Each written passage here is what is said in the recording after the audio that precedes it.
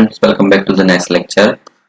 આજે આપણે NEET crash course day 6 unit 2 નું chapter number 6 anatomy of flowering plants મતલબ કે સપુષ્પી વનસ્પતિ જે છે એની અંતઃસંરચના વિશેનો અભ્યાસ કરવાનો છે.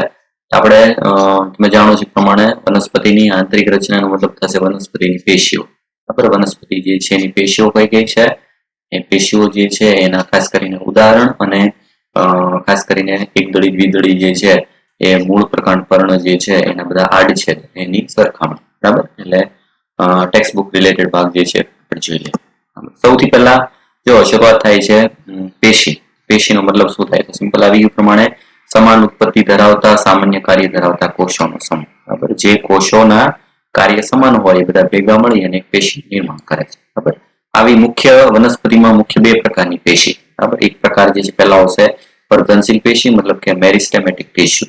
વર્ધનશીલ પેશી જે છે એનો મતલબ શું થાય કે આવી વૃદ્ધિ જે છે મોટા ભાગે સક્રિય કોષ વિભાજનના ચોક્કસ વિસ્તારો પૂરતી મર્યાદિત છે.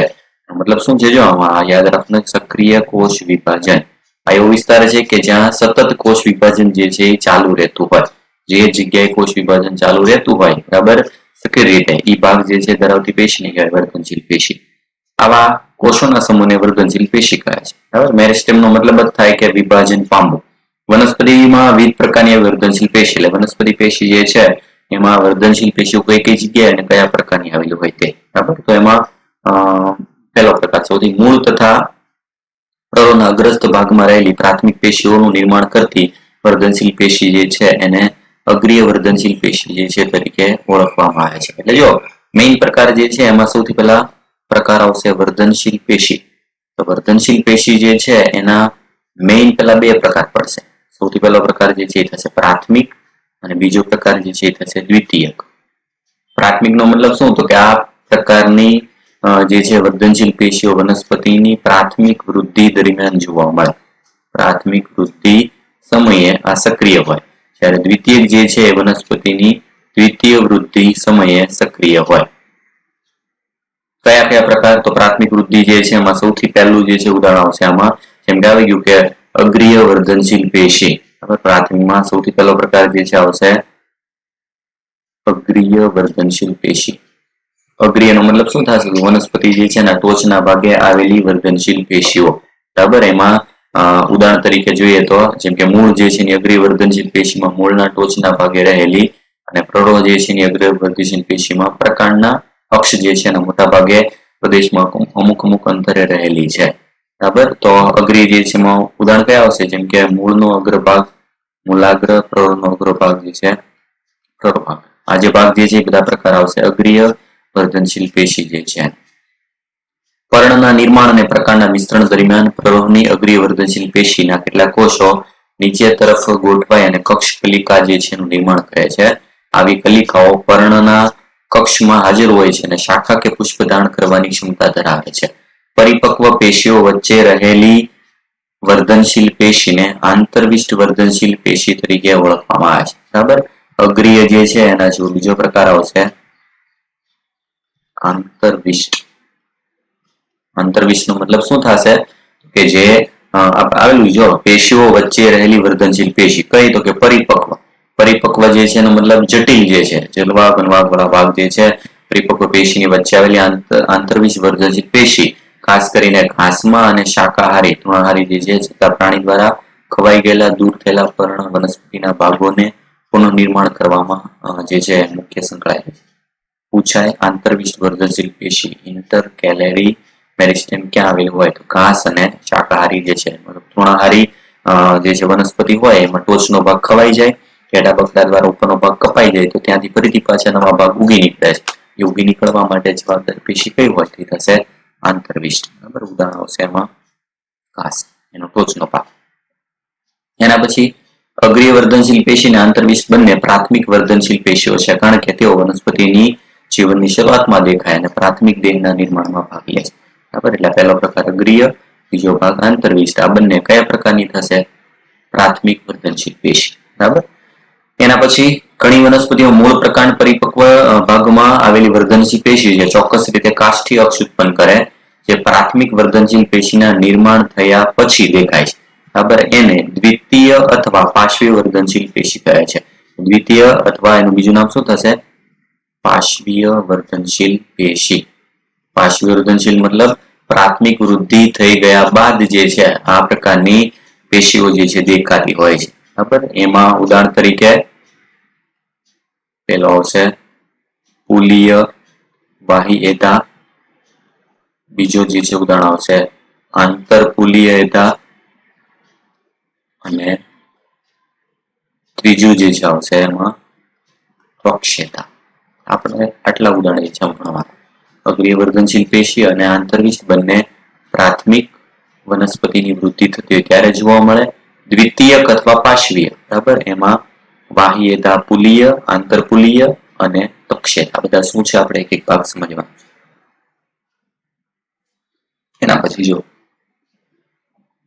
પ્રાથમિક અને દ્વિતીય વર્ધનશીલ પેશી બંનેના કોષો કોષ વિભાજનને અનુસરીને બનતા નવા કોષો કાર્ય અને રચના દ્રષ્ટિએ વિશિષ્ટીકરણ પામી અને વિભાજન પામવાની ક્ષમતા ગુમાવે છે.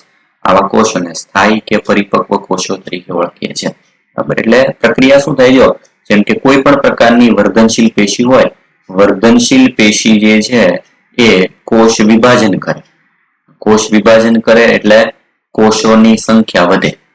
કોષોની સંખ્યા વધે.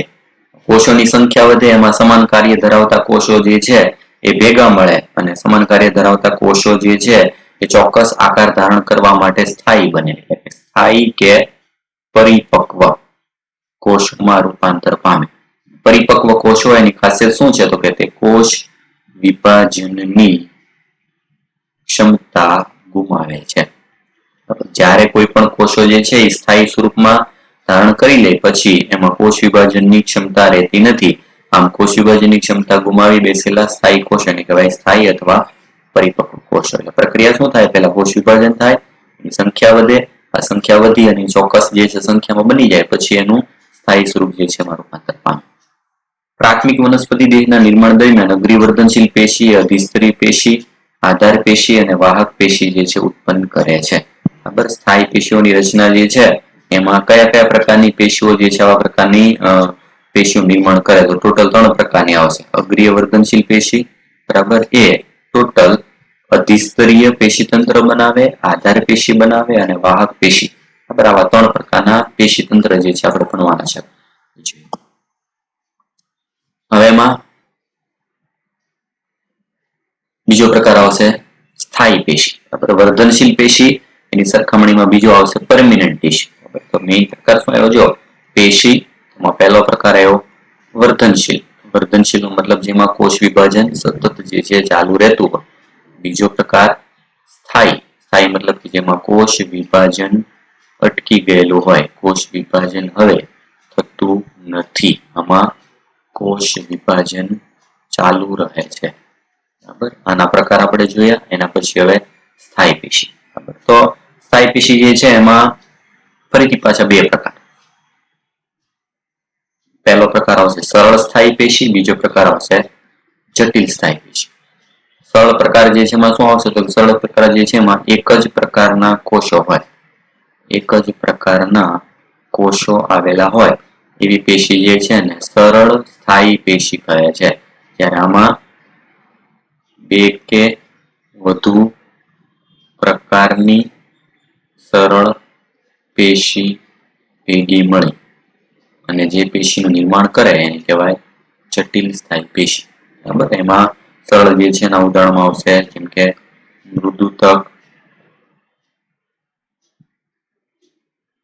દ્રઢોતક, સ્થૂલકોણ. આ 3 પ્રકાર જે છે એ ઉદાહરણ આવશે સરળ સ્થાયી પેશીમાં. જ્યારે જટિલમાં મૃદુતક, દ્રઢોતક અને સ્થૂલકોણ ભેગી મળે અને નિર્માણ કરે અન્નવાહક અને જલવાહક. એટલે કયા પ્રકારની કઈ પેશી જે છે યાદ રાખવાનું.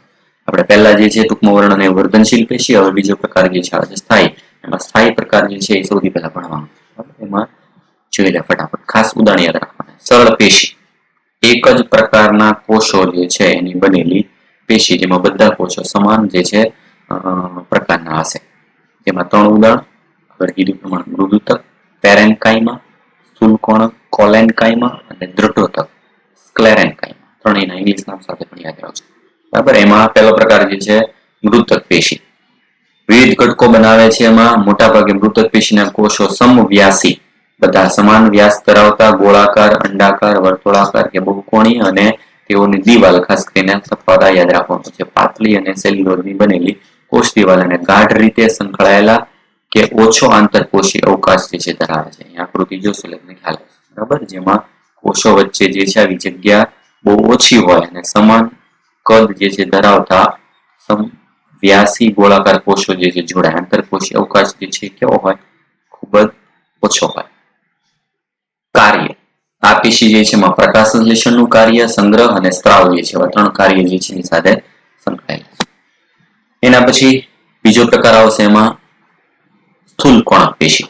ખાસ કરીને દ્વિદળી વનસ્પતિમાં અધિસ્તરની નીચેના સ્તરમાં જોવા મળે તે એક સરખા સ્તરો અને ટુકડાઓમાં જોવા મળે અને ખૂણાઓ પર સ્થૂલન જે છે જોવા મળે. એમાં ખૂણા પ્રકારની રચના હોય અને જે ખૂણાઓમાં કોષ દિવાલ સેલ્યુલોઝ ઉપરાંત હેમિસેલ્યુલોઝ અને પેક્ટિનની જમાવટ જોવા મળે. બરાબર. કોષ અંડાકાર, વર્તુળાકાર, બહુકોણીય અને ઘણીવાર હરિતકણો ધરાવે છે. આ કોષો હરિતકણ ધરાવતા ત્યારે ખોરાકનો સંગ્રહ કરે. બરાબર. મતલબ કે જ્યારે હરિતકણ હશે તો એમાં ખોરાક સંગ્રહ કાર્ય આવશે. બરાબર. નહીંતર એનું કાર્ય શું હોય? તો જો આંતરકોષીય અવકાશ ગેરહાજર છે. ખાસ યાદ રાખજો, એમાં કોષો વચ્ચે જગ્યા હોતી નથી. કુમળા પ્રકાંડ પર્ણના પર્ણદંડમાં જોવા મળે અને વિકાસ પામતા ભાગને યાંત્રિક આધાર આપે છે. બરાબર. બીજું નામ યાદ રાખવાનું, સ્થૂલ કોણક પેશી જે છે એનું નામ છે જીવંત યાંત્રિક પેશી. યાંત્રિક પેશી મતલબ એમાં યાંત્રિક હલનચલન જે છે ને પૂરું પાડે છે અને સાથે સાથે વનસ્પતિની સ્થિતિસ્થાપકતા આપે છે. સ્થિતિસ્થાપકતા પણ કેવી? કે આ જીવંત પ્રકારના કોષોની બનેલી છે. જીવંત યાંત્રિક પેશી. આકૃતિ જુઓ. બરાબર. કોષો વચ્ચે જગ્યા નથી. બરાબર. આંતરકોષીય અવકાશ જે છે એ ટોટલી ગેરહાજર હોય. બરાબર. એમાં ખૂણાઓ જેવી રચના જે છે આ જે છે સ્થૂલિત ખૂણાઓ. સ્થૂલિત ખૂણામાં સ્થૂલન શેનું હોય? તો સેલ્યુલોઝની ઉપર હેમિસેલ્યુલોઝ, પેક્ટિન જેવા છે ભાગનું સ્થૂલન જે છે એમાં જોવા મળે. બરાબર. અને પેશી જીવરસ ધરાવે છે, હરિતકણ ધરાવે છે, પ્રકાશલેષણ જે છે કાર્ય પણ ઘણીવાર કરી શકે. જ્યારે એની સરખામણીમાં ત્રીજો પ્રકાર જે છે આવશે દ્રઢોતક. લાંબા, પાતળી અને લિગ્નિનનું સ્થૂલન ધરાવતું. ખાસ યાદ રાખજો આ તફાવત છે. આગળ આવ્યું હતું હેમિસેલ્યુલોઝ અને પેક્ટિન જે છે એની જમાવટ. એની સરખામણીમાં લિગ્નિન જે છે એની સ્થૂલન ધરાવતી કોષ દિવાલ યુક્ત સાંકડા કોષોની બનેલી અને વચ્ચેના ભાગમાં ગર્ત જોવા મળે. આકૃતિ દર્શાવી જો વચ્ચેના ભાગમાં એ ગર્ત જોવા મળે અને કોષ દિવાલ જે છે એમાં ખૂબ જ વધારે જાડું લિગ્નિનનું સ્થૂલન હોય. બરાબર. અને તેઓ સામાન્ય રીતે મૃત અને જીવરસ વગરના છે. દ્રઢોતક શું થશે? આગળની સરખામણીમાં મૃત યાંત્રિક પેશી. એવા પ્રકારની પેશી કે જેના કોષો બધા મૃત છે. બરાબર. મતલબ એમાં જીવરસ નથી, ખાલી દિવાલ છે અને કોષ દિવાલ ખૂબ જાડી છે. બરાબર. આવા જાડી કોષ દિવાલ ધરાવતા જે છે મૃત કોષોની બનેલી પેશી કહેવાય યાંત્રિક મૃત જે છે પેશી. અને સ્વાભાવિક છે યાંત્રિક પેશી મતલબ એનું કાર્ય પણ આધાર આપવાનું, યાંત્રિક મજબૂત આપવાનું. રચના, ઉત્પત્તિ અને આધાર એના 2 પ્રકાર. તંતુ અમુક ફાઈબર સ્વરૂપે હોય છે, અમુક અષ્ટિકોષો અથવા તો કટકો સ્વરૂપે જોવા મળે. બરાબર. ખાસ કરીને વનસ્પતિના વિવિધ ભાગમાં હોય. અષ્ટિકોષો જે છે એ દર્શાવે છે. અષ્ટિકોષો છે આ ભાગ જે છે તંતુમય સ્વરૂપ છે. જેમાં અતિશય સ્થૂલિત મૃત કોષો સાંકડો અવકાશ જોવા મળે. ખાસ ઇમ્પોર્ટન્ટ પૂછાઈ ગયું છે નીટમાં કઈ જગ્યાએ જે છે અષ્ટિકોષોની હાજરી જોવા મળે. તો ખાસ કરીને કાચલ મતલબ કવચયુક્ત ફળ નટ્સમાં બધા. ના ફલાવરણમાં જામફળ જે છે, નાશપતિ, ચીકુ ના ફળના ગર્ભદેશમાં અને સીંબી વનસ્પતિના બીજા વર્ણમાં તથા ચાના પર્ણમાં દ્રઢોતક પેશી જે છે જોવા મળે અને તેનું કાર્ય મેઇન અંગોની યાંત્રિક આધાર પૂરો પાડે. સ્થૂલ કોણક અને દ્રઢોતકમાં તફાવત શું થશે? પેલી જીવંત છે, આ જે છે મૃત છે. ખાસ સ્થાન જે છે યાદ રાખવાનું છે. ઇમ્પોર્ટન્ટ છે.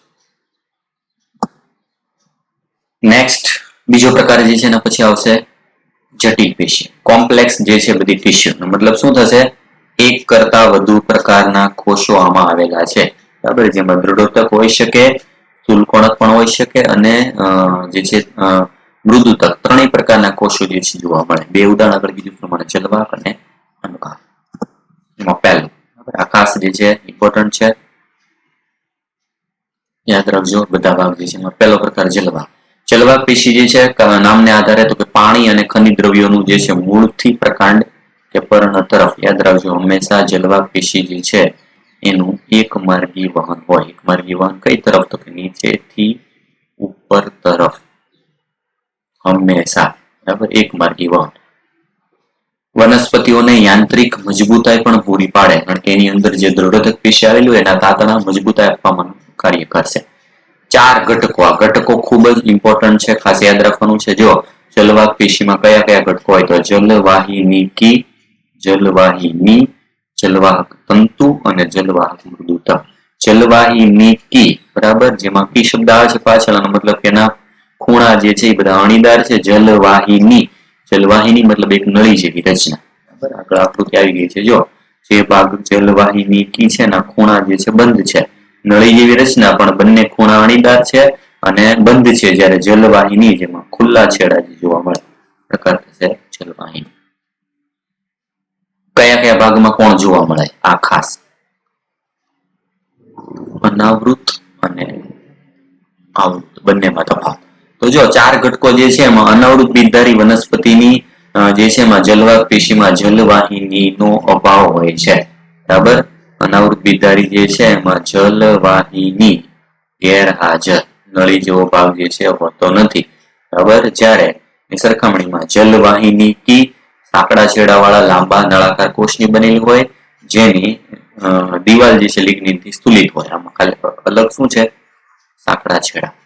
તેઓ મૃત અને જીવરસ વિહીન છે, મતલબ કે એનું કાર્ય પણ જે છે ખાલી વહન કરવાનું જે છે કાર્ય થશે. બરાબર, એની દિવાલ જે છે એ મૃત હશે. એના પછી કોષ દિવાલના અંદરના સ્તરો જુદા જુદા સ્વરૂપમાં સ્થૂલન ધરાવે છે. સપુષ્પી વનસ્પતિઓમાં, સપુષ્પી જે છે એમાં જલવાહિનીકી, જલવાહિની પાણીનું વહન કરતા મુખ્ય ઘટકો છે.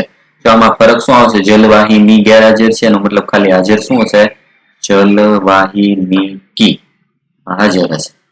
એની સરખામણીમાં આવૃત જે છે એમાં જલવાહિની પણ હાજર હોય છે. લિગ્નિન યુક્ત દિવાલ મધ્યમાં વિશાળ અવકાશ ધરાવે છે. જલવાહિની ના કોષો પણ જીવરસ વિહીન છે, એટલે પણ મૃત જે છે થશે.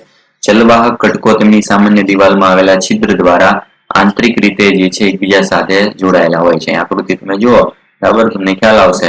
પેલો પ્રકાર જે છે એ જલવાહક જે છે એની આકૃતિમાં બે જલવાહક પેશી જે છે એ એકબીજાની સરખામણીમાં આવી રીતે જલવાહક પેશી જે છે એકબીજાના સંપર્કમાં વચ્ચે આંતરિક છિદ્ર દ્વારા એકબીજાના સંપર્ક જે છે એમાં રહેલી હોય.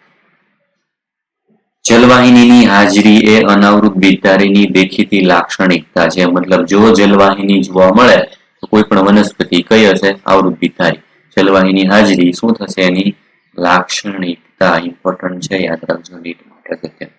બરાબર, જલવાહિનીની હાજરી કોની ખાસિયત છે? તો એ આવૃત બીજધારી. એના પછી આવશે જલવાહક તંતુ. તો તંતુ જે છે એ આગળ પણ આવી ગયું, એક પ્રકારની દ્રઢોતકનો પ્રકાર છે. અવકાશયુક્ત તંતુઓ તે પડદાયુક્ત કે પડદાવિહીન હોઈ શકે. અને મૃદુતક કોષો જે છે એકમાત્ર જીવંત અને પાતળી દિવાલયુક્ત કોષો. યાદ રાખવાનું, ટોટલ 4 ભાગ જે છે, જો એક ભાગ થશે જલવાહિની, બીજો ભાગ થશે જલવાહિનીકી, ત્રીજો ભાગ જે છે થશે જલવાહક તંતુ અને ચોથો ભાગ થશે જલવાહક મૃદુતક. આ બધામાં પહેલા 3 જે છે મૃત છે, એકમાત્ર ભાગ જે છે જીવંત જોવા મળે. જીવંત ભાગ કયો છે એનો? જલવાહક મૃદુતક. જીવંત છે કોષ દિવાલ સેલ્યુલોઝની બનેલી હોય અને કાર્ય શું? જીવંત છે, મતલબ પ્રકાશલેષણ કરતું હશે. સ્ટાર્ચ, ચરબી, ટેનિન જેવા દ્રવ્યોનો ખોરાક સંગ્રહ જે છે કરે છે. કાર્ય શું થશે? ખોરાક સંગ્રહ.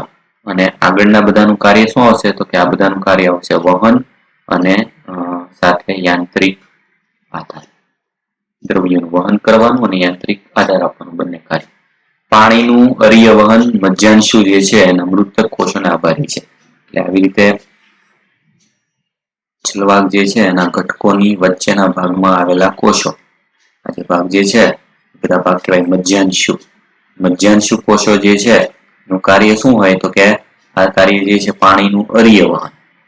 ઊભું વહન જે છે વાહિનીઓ દ્વારા થાય, પણ આડું વહન જે છે આ બધા ભાગમાં કોણ કરશે? એમાં આવેલા મજ્જાંશુ ના મૃદુતક કોષો એના દ્વારા કેવા પ્રકારનું વહન થાય? પાણી જે છે એનું અરીય. એના પછી જલવાહક પેશીના પ્રકાર, 2 પ્રકાર. જલવાહક પેશી જે છે ટોટલ 2 પ્રકારની હોય. 2 પ્રકારમાં એક પ્રકાર જે છે આવશે આદિદારુ બીજો પ્રકાર આવશે અનુદાર. આદિદારુ, આદિ એટલે નાના કદની, બરાબર, જે પ્રાથમિક નિર્માણ પામતી શરૂઆતમાં નિર્માણ પામતી પેશીઓ એ આદિદારુ છે. અને પછીથી જે છે નિર્માણ પામે એ ભાગ થશે અનુદારુ. બરાબર, એટલે કે કોઈ પણ વનસ્પતિ જે છે એમાં આપણે એનો આડો છેદ લઈએ, બરાબર, તો આડા છેદમાં આવા પ્રકારની બે રચના જોવા મળશે. બરાબર, અમુક ભાગ જે છે એમાં મોટા કદનાથી અંદરની બાજુ નાનો કદ, આવી રીતના કોષો જે છે આવેલા હોય, જલવાહક પેશીના કોષ. બીજો પ્રકાર જે છે એમાં આનાથી ઊંધી આવી પેટર્ન જોવા મળે. બંને ભાગ જે છે એમાં ફરક શું છે? જો એક પહેલો પ્રકાર છે તેમાં અંદરની બાજુનો ભાગ જે છે એ નાના કદનો છે, એનો મતલબ છે આદિદારુ, અને બહારની બાજુ પરિઘ તરફ ભાગ જે છે એ છે અનુદારુ. આદિદારુ જે છે એ ક્યાં હોય? તો કે આદિદારુ વાળો ભાગ જે છે કેન્દ્રમાં છે, અને અનુદારુ વાળો ભાગ જે છે પરિઘ તરફ છે. એક પ્રકાર થયો. બીજી પ્રકાર જે છે એમાં ઊંધું છે, કેન્દ્ર તરફ જે છે મોટા ભાગ છે, એનો મતલબ કે અનુદાર. અનુદારુ જે છે કઈ તરફ છે? તો કે કેન્દ્ર તરફ, અને એની સરખામણીમાં બહારની બાજુ એટલે કે આદિદારુ જે છે એ છે પરિઘ તરફ. ફરક શું? જો તો કે વિકાસ કઈ તરફ થાય? તો હંમેશા જલવાહક પેશીનો વિકાસ નાનાથી મોટા તરફ જ થાય. નાનો ભાગ અંદર છે અને બહાર તરફ આવે છે, મતલબ બહાર તરફ જે છે વિકાસ થાય છે. અંદરથી શરૂઆત થાય, બરાબર, અને બહાર તરફ. અંદરથી શરૂઆત થાય અને બહાર તરફ થાય, તો આવા પ્રકારના જલવાહકને કહેવાય અંતરારંભી. અંતરારંભી જલવાહક જે છે એનો મતલબ શું થાય? અંદરથી આરંભ. આરંભ ક્યાં થાય છે? જો તમે અંદરથી શરૂ થાય ને બહાર તરફ, તેને કહેવાય અંતરારંભી. અને તમારે અંતરારંભી જે છે એમાં યાદ શું રાખવાનું? જો તો કે અંતરારંભી જલવાહકમાં આદિદારુ જે છે એ પરિઘવર્તી દિશામાં, આદિદારુ હોય, બરાબર, એ પરિઘ તરફ હોય, બરાબર, અને અનુદારુ જે છે અનુદારુ જે છે પરિઘવર્તી દિશામાં સ્થિત છે. સૌથી પહેલા આગળ આવી, બરાબર. પ્રાથમિક ભાગ જે છે આદિદારુ કેન્દ્ર તરફ અને અનુદારુ જે છે એ પરિઘ તરફ જોવા મળે. એટલે પ્રકાર થશે અંતરારંભી. આમાં જો ઊંધું છે, બહારથી શરૂ કરીને અંદર તરફ વિકાસ થાય છે, કારણ કે નાનો ભાગ બહાર છે, મોટો ભાગ અંદર છે. શરૂઆત બહારથી થાય એટલે પ્રકાર થશે બહિરારંભી. બહિરારંભી જલવાહક.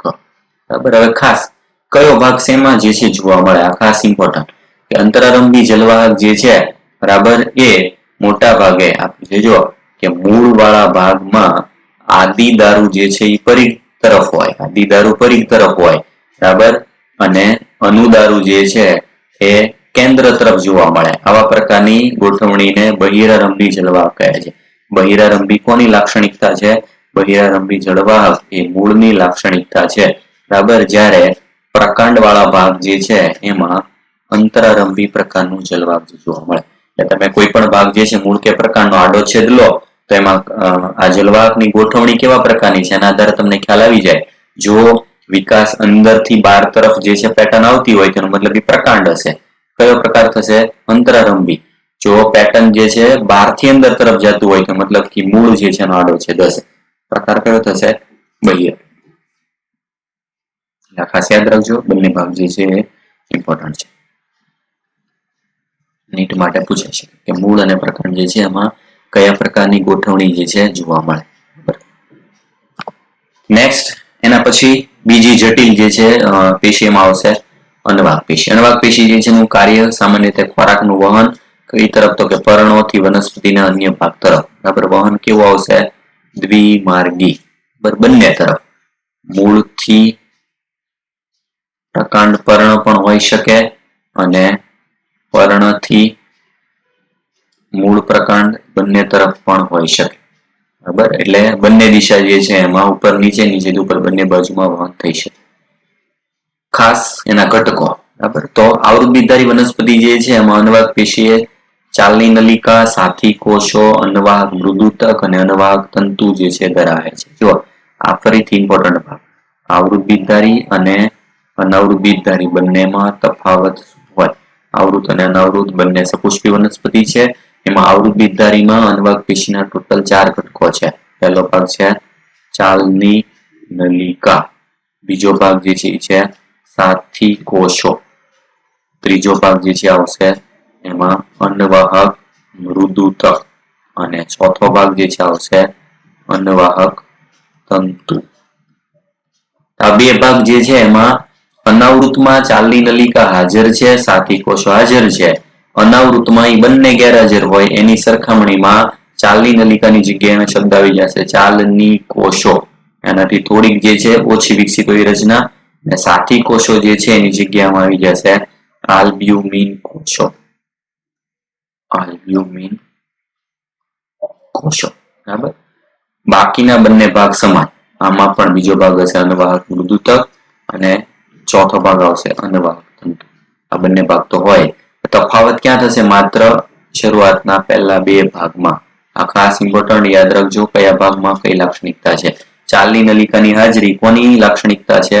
તો જટિલ ભાગ આવૃત બીજધારી ચાલની નલિકા અને સાથી કોષો ધરાવે છે. એની સરખામણીમાં અનાવૃત બીજધારીમાં એની જગ્યા આવી જશે ચાલની કોષો અને આલ્બ્યુમિન કોષો. બરાબર. બાકીના બંને ભાગ જે છે એ બંનેમાં કોમન હોય. યાદ રાખો.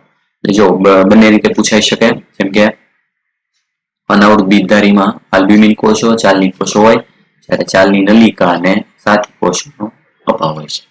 ચાલની નલિકાના ઘટકો પણ લાંબા નલિકામાં આયમ રીતે ગોઠવાયેલા સાથી કોષો સાથે જોડાયેલા. આકૃતિમાં જોઈ લો ખ્યાલ આવશે. જો ભાગ આ જે ભાગ જે છે આકૃતિ દર્શાવેલી છે અન્નવાહક પેશીની. અન્નવાહક પેશી વાળા ભાગમાં કયા કયા? જો સાથી કોષો. સાથી કોષો વાળા ભાગ જે છે મુખ્ય કોષની બંને બાજુ આ સપોર્ટી કોષો જે આ ભાગ દર્શાવેલા છે.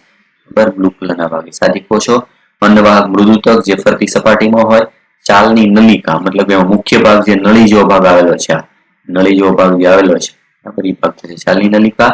અને ચાલની છિદ્ર ત્યાં બે નલિકાઓ પૂરી થાય છે એની વચ્ચે બરાબર આ જે ભાગ જે છે સપોર્ટ આપતી છિદ્રવાળા ભાગને. છિદ્રવાળા ભાગના લીધે એક રચના નિર્માણ થાય જેને કહેવાય ચાલની પટ્ટિકા.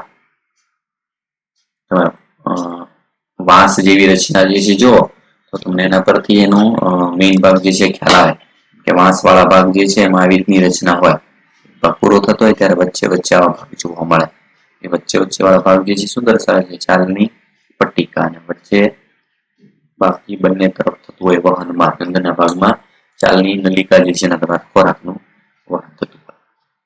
એના પછી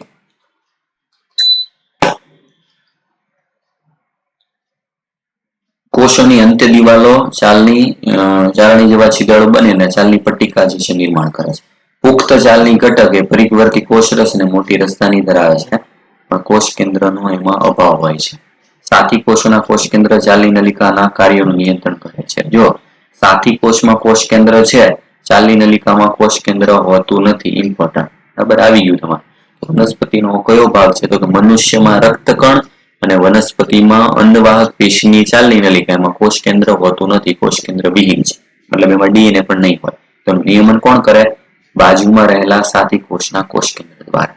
સાથી કોષો શું છે? તો વિશિષ્ટીકરણ પામેલા એક મૃદુતક કોષો છે જે ચાલની નલિકાના ઘટકો સાથે સંકળાયેલ હોય ગાઢ રીતે, અને ચાલની નલિકાના ઘટકો અને સાથી કોષો તેની આયમ દિવાલો વચ્ચે રહેલા ગર્ત ક્ષેત્રો દ્વારા એકબીજા સાથે જોડાયેલ હોય છે. સાથી કોષો ચાલની નલિકાઓમાં દાબ દબાણ જે છે ઢોળાશ જાળવવામાં મદદરૂપ થાય છે. એનું કાર્ય થશે. સાથી કોષ જે છે એ નિયમન કરવાનું, ઉપરાંત દબાણ ઢોળાશ જાળવી રાખવાનું. પછીનો ભાગ અન્નવાહક મૃદુતક. મૃદુતક આનો મતલબ કે જીવન સાંકડા છેડાવાળા નળાકાર કોષો જે ઘટ કોષરસ અને કોષ કેન્દ્ર હાજર હોય એવા. અને તેઓની કોષ દિવાલ સેલ્યુલોઝની છે. તેમાં આવેલા ગર્તોમાંથી પસાર થતો કોષરસ તંતુ કોષો દ્વારા સંપર્ક. બે મૃતક કોષો વચ્ચે સંપર્ક કોના દ્વારા હોય? તો સંપર્ક બનાવે છે વચ્ચે આવેલું કોષરસ તંતુ. બરાબર. અન્નવાહક મૃદુતક પોષક પદાર્થો રાળ ક્ષીર જે છે શ્લેષ્મનો સંગ્રહ કરતી જે છે રચના. આગળ જેમ જલવાહક મૃદુતક હતું એમાં પણ અન્નવાહક મૃદુતક જે છે સંગ્રહ કરવાનું કાર્ય. અન્નવાહક મૃદુતક મોટા ભાગના એક દળી વનસ્પતિમાં ગેરહાજર હોય છે. આ ખાસ યાદ રાખો. વેરી ઇમ્પોર્ટન્ટ નીટ માટે. અન્નવાહક મૃદુતક એક દળી વનસ્પતિ જે છે એમાં હોતો નથી. માત્ર જે છે દ્વિદળીમાં હાજર હોય. અન્નવાહક તંતુ તાતણા જેવો રચના જે દ્રઢોતકના બનેલા હોય અને સામાન્ય રીતે પ્રાથમિક અન્નવાહકમાં ગેરહાજર, પરંતુ દ્વિતીયક અન્નવાહક જે છે એમાં જોવા મળે. શરૂઆતનું જે અનુવાક હોય બરાબર એમાં નથી હોતું, વધારે મજબૂતાઈની જરૂર પડે ત્યારે એનું હાજરી જોવા મળે છે. લાંબા અશાખિત સોય જેવા કોષો. અનુવાક તંતુઓની કોષ દિવાલ તદ્દન જાડી છે.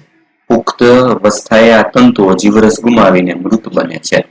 શણ, અળસી, ભાંગ ના અનુવાક તંતુ વ્યવસાયિક રીતે ઉપયોગ, સુતળી બનાવવા માટે બરાબર, અમુક દોરા બનાવવા માટે બરાબર, અમુક જે છે કાપડ ઉદ્યોગી બધામાં આ શણ જે છે, અળસી અને ભાંગ જે છે એના તાંતણા ફાઈબરનો આપણે ઉપયોગ કરીએ છીએ. હવે આગળની જેમ આમાં પણ બે પ્રકાર, આદિ અનુવાક જે શરૂઆતમાં બને છે પ્રાથમિક સમયમાં, અને અનુ અનુવાક જે પછીથી નિર્માણ થાય છે. બરાબર, શરૂઆતના પ્રાથમિક વૃદ્ધિ દરમિયાન જે નિર્માણ થાય એ થશે આદિ અનુવાક, પછી નિર્માણ થાય છે અનુ અનુવાક. બરાબર, તફાવત શું હોય? અનુ વાળો ભાગ જે છે એમાં મોટી ચાલની નલિકાઓ આવેલી હોય, પેલામાં નાની ચાલની નલિકાઓ આવેલી છે. બરાબર, એટલે આ થઈ ગયું પેશીઓ. બરાબર, એના પછીનો ભાગ જે છે આવશે ઇમ્પોર્ટન્ટ પેશી તંત્ર. પેશી તંત્ર સમજવા માટે પેશી તંત્રનો સામાન્ય માહિતી આપી દીધો. તો વનસ્પતિનો આપણે કોઈ પણ ભાગ જે છે મૂળ, પ્રકાંડ કે પર્ણ એનો અભ્યાસ કરવો હોય બરાબર, દાખલા તરીકે એનો આડછેદ છે. બરાબર, તો આડછેદ વાળા ભાગ જે છે એમાં વ્યવસ્થિત દોરી નાખો તો મુખ્ય જે છે મેઇન 3 ભાગ આવશે. કોઈ પણ વનસ્પતિ જે છે દાખલા તરીકે મૂળ લઈએ, મૂળ, પ્રકાંડ કે પર્ણ કોઈ પણ લઈ શકે. આ બહારનો ભાગ હશે, પછી આ જે છે એનો મધ્ય ભાગ હશે જેમાં આવેલા હોય અલગ અલગ જલવાહક જે છે એના ઘટકો. તો ટોટલ 3 ભાગ હોય.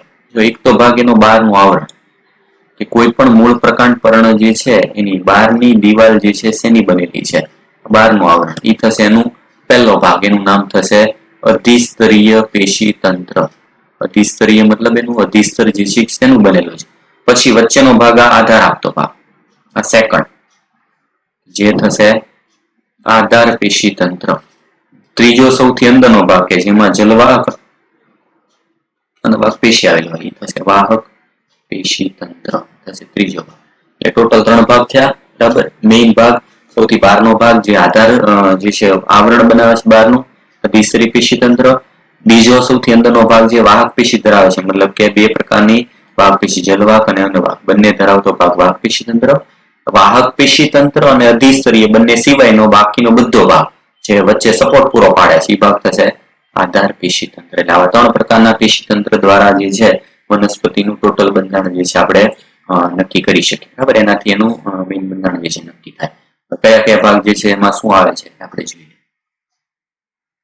સૌથી પહેલા અધિસ્તરીય પેશી તંત્ર, અને આ બધા ભાગ ભણતા પહેલા હું તમને એક સામાન્ય માહિતી આપી દઉં જેનાથી ભાગ સરળ પડશે. જો દાખલા તરીકે કોઈ પણ એક ઉદાહરણ લઈ લઉં છું.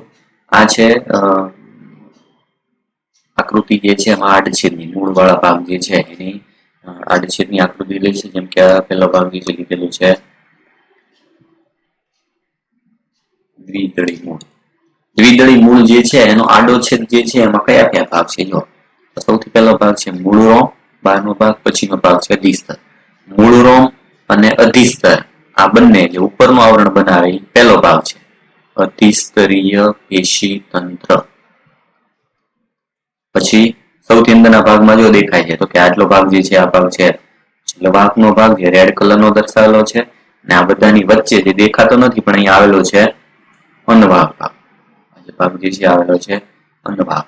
જલવાહક અને અનવાહક એટલે કે આ જલવાહક ને આદિદારું, અનુદારું આ બંને ભાગ, અને સાથે અનવાહક આ બંને ભાગ એ ભેગા મળી અને નિર્માણ કરશે વાહક પેશી તંત્ર. સૌથી અંદર એક થઈ ગયો દ્વિસ્તરીય પેશી તંત્ર, વાહક પેશી તંત્ર. એ સિવાયના બાકીના બધા ભાગ મતલબ કે બાહ્યક, અંતસ્તર, પરિચક્ર અને મજ્જા આ જે બધા ભાગ જે છે એ ભેગા મળી અને એના દ્વારા નિર્માણ થશે આધાર પેશી તંત્ર.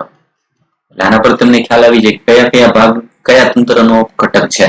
અધિસ્તરીય પેશી તંત્રમાં દ્વિદળી મૂળમાં કયા કયા ભાગ આવે? તો એક ભાગ આવશે મૂળ રોમ અને અધિસ્તર. આધાર પેશી તંત્રમાં કયા કયા ભાગ આવશે? તો બાહ્યક, અંતસ્તર, પરિચક્ર અને મજ્જા અથવા ગર્ભભાગ. વાહક પેશી તંત્રમાં કયા કયા ભાગ આવશે? અનુદારું અને આદિદારું, મતલબ આ થશે જલવાહક અને બીજો ભાગ થશે વાક એ થશે વાક પેશી તંત્ર. એટલે આવી રીતના દરેકે દરેક ભાગ જે છે એમાં નામદેશના આપેલા હોય, એમાં નામદેશના આધારે તમે એના કયો ભાગ કયા પેશી તંત્રનો છે બરાબર આમાં બધામાં એના પરથી તમે ખ્યાલ મેળવી શકો. બરાબર એક એક ભાગ જોઈએ કયા કયા તંત્રમાં કયા કયા જે છે ઘટકો આવેલા. સૌથી પહેલું બરાબર થશે અધિસ્તરી પેશી તંત્ર. અધિસ્તરી પેશી તંત્ર વાળા ભાગ જે છે એમાં સંપૂર્ણ વનસ્પતિ દેહ જે છે એને આવર્તી રચના છે, જેમાં અધિસ્તરીય કોષો, વાયુરંધ્ર, પ્રકાંડરોમ અને મૂળરોમ જે છે જેવા બહિર્ભૂત ભેદનો સમાવેશ થાય છે. પહેલો ભાગ સૌથી કોમન બધામાં હોય છે અધિસ્તરનું આવરણ. પછી આવે વાયુરંધ્ર. બરાબર વાયુરંધ્ર જે છે એમાં મૂળ, પ્રકાંડ, પર્ણ સંખ્યાના આધારે તફાવત હોય છે. પ્રકાંડ હોય તેમાં પ્રકાંડરોમ હશે, મૂળ હોય તેમાં મૂળરોમ હશે. આ બધા ટોટલ જે છે આવા 4 ઘટકો જે છે અધિસ્તરી તંત્રમાં સમાવેશ થાય. એક એક ભાગ જોઈએ. સૌથી પહેલો ભાગ એમાં અધિસ્તર પ્રાથમિક વનસ્પતિ દેહનું સૌથી બહારનું આવરણ, જે મનુષ્યમાં જેમ ચામડી છે બરાબર એમાં આપણા ચામડીની જેમ જ વનસ્પતિમાં સૌથી બહારના ભાગમાં આવેલો ભાગ તો એ થશે અધિસ્તર. જો એના પછી હવે લાંબા અને ચુસ્ત રીતે ગોઠવાયેલા કોષોનું સળંગ સ્તર આવેલું હોય. કોઈ પણ જે છે પેશી હોય તો એમાં બહારની બાજુના અધિસ્તરના કોષો હંમેશા આવી રીતના હોય. લાંબા કોષો જે છે એ એકબીજાની નજીક ખૂબ જ ચુસ્ત રીતે ગોઠવાય અને એક આવરણનું ભાગ બનાવે. ભાગનું નામ છે અધિસ્તર. બરાબર જેમાં નજીક ખૂબ જ ગોઠવાયેલા લાંબા પાતળા જે છે કોષો જોવા મળે. એના પછી કયા ભાગમાં કેવું અધિસ્તર હોય? સામાન્ય રીતે અધિસ્તર જે છે એક સ્તરીય હોય છે. બરાબર બહુ સ્તરીય અધિસ્તર પણ હોઈ શકે. ઉદાહરણ તરીકે અપવાદ યાદ રાખજો, જેમ કે લાલ કરેણ. બરાબર લાલ કરેણ હોય, લાલ કરેણનું પર્ણ હોય એમાં બહુસ્તરીય અધિસ્તર જોવા મળે. બરાબર આ એક્સ્ટ્રા છે યાદ રાખજો. લાલ કરણ જે છે એનું પર્ણ હોય એમાં અધિસ્તર વાળો ભાગ એક કરતા વધારે સ્તરીય જે છે એ ગોઠવણી ધરાવે છે. અપવાદ છે. અધિસ્તરીય કોષો ઓછા પ્રમાણમાં કોષરસ અને એની ફરતે કોષ દિવાલનું અસ્તર અને મોટી રસદાની યુક્ત વૃત્તક કોષો છે. રસદાની ધરાવે છે મતલબ પ્રકાશ લેષણ પણ કરી શકે. અધિસ્તરની બહારની બાજુ ઘણીવાર મીણ જેવા જાડા આવરણ આવેલું હોય છે, જેને ક્યુટિકલ કહે છે. લિપિડનું બનેલું આવરણ પાણી માટે અપ્રવેશી, એટલે કાર્ય શું થશે? પાણીને હવે ખાસ યાદ શું રાખવાનું છે? ક્યુટિકલ કયા ભાગમાં હાજર હોય? મૂળ જે છે એમાં ક્યુટિકલ ગેરહાજર હોય, કારણ કે મૂળનું કાર્ય પાણીનું શોષણ કરવાનું છે.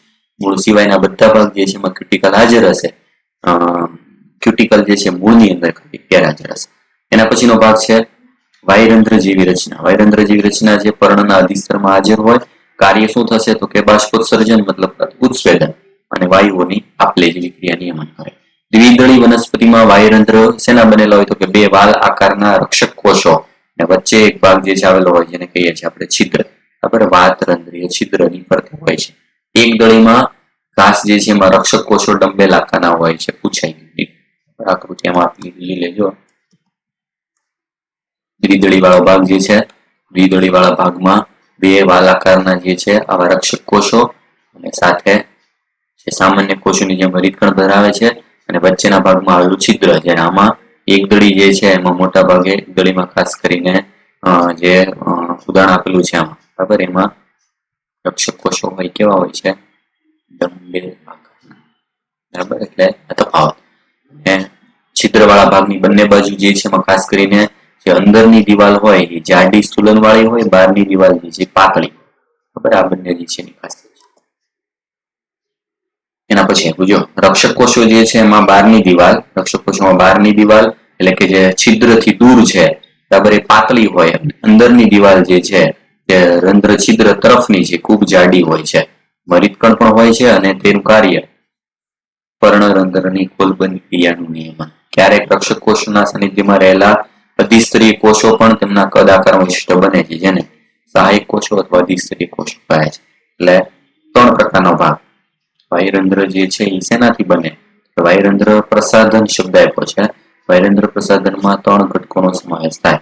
એક ભાગ છે છિદ્ર, બીજો ભાગ છે રક્ષક કોષો અને ત્રીજો ભાગ છે સહાયક કોષો અથવા અધિસ્તરીય કોષો. ત્રણેય ભેગા મળી વાયુરંધ્ર પ્રસાધન જે છે એનું નિર્માણ કરે છે. બરાબર જો ખાસ યાદ શું રાખવાનું છે? છિદ્ર તરફની જે અંદરની દિવાલ જે છે આ ભાગ જાડી હોય, એમાં સેલ્યુલોઝ તંતુઓનું સ્થૂલન હોય અને બહારની દિવાલ જે છે એ છિદ્રથી દૂર તરફની છે એ પાતળી હોય.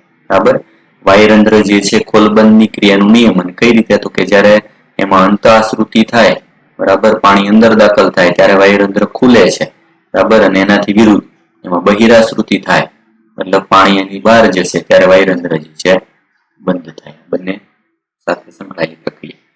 એના પછી અધિસ્તરમાં ઘણા રોમ પણ આવેલા હોય, બહિરુદભેદ, જેમાં મૂળ રોમ જે છે એમાં ખાસ યાદ રાખવાનું છે એક કોષીય લંબાયેલા કોષો છે, પાણી દ્રવ્યો જે છે શોષણમાં, અને પ્રકાંડ પર રહેલા પ્રકાંડ રોમ. પણ આ પ્રકાંડ રોમ જે છે સામાન્ય રીતે બહુકોષીય હોય છે. એટલે તફાવત, મૂળ રોમ એક કોષીય હોય જનરલી, અને પ્રકાંડ રોમ બહુકોષીય હોય, શાખિત કે અશાખિત હોઈ શકે. પેલામાં કોઈ શાખા હોતી નથી, સ્ત્રાવી પણ હોય શકે, કેટલાક ગ્રંથિ જેવું પણ કાર્ય કરે.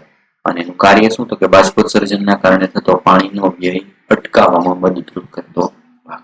આકૃતિ યાદ રાખવાનું છે, કયા પ્રકારના રક્ષક કોષો વનસ્પતિ દ્વિદળીમાં કેવા હોય અને એકદળી વાળા ભાગ છે કેવા હોય છે. એટલે આ થશે પહેલો ભાગ. કયા ભાગ આવી ગયા? અધિસ્તરીય તંત્ર હોય, બરાબર, અધિસ્તરીય પેશી તંત્ર, એમાં કયા ભાગનો સમાવેશ થાય? પહેલો ભાગ આવશે અધિસ્તર, બરાબર, એની બહારની બાજુ ઘણી વાર આવેલું હોય ક્યુટિકલ, મૂળમાં નથી હોતું, બરાબર, એ સિવાયનો ભાગ આવ્યો વાયુરંધ્ર, બરાબર, અને એની પછીનો ભાગ આવ્યો રોમ, જેમાં બે ભાગ, મૂળ રોમ અને પ્રકાંડ. આટલા ભાગ અધિસ્તરીય પેશી તંત્ર એનો સમાવેશ થાય. મૂળમાં શું હોય, પ્રકાંડમાં શું હોય, સાથે યાદ રાખવાનું છે. એના પછી બીજો ભાગ થશે આધાર પેશી તંત્ર, બરાબર. આધાર પેશી તંત્ર વાળો ભાગ જે છે એમાં ખાસ કરીને શું આવશે જો તો અધિસ્તર અને વાહિપુલ સિવાયનો બધો ભાગ.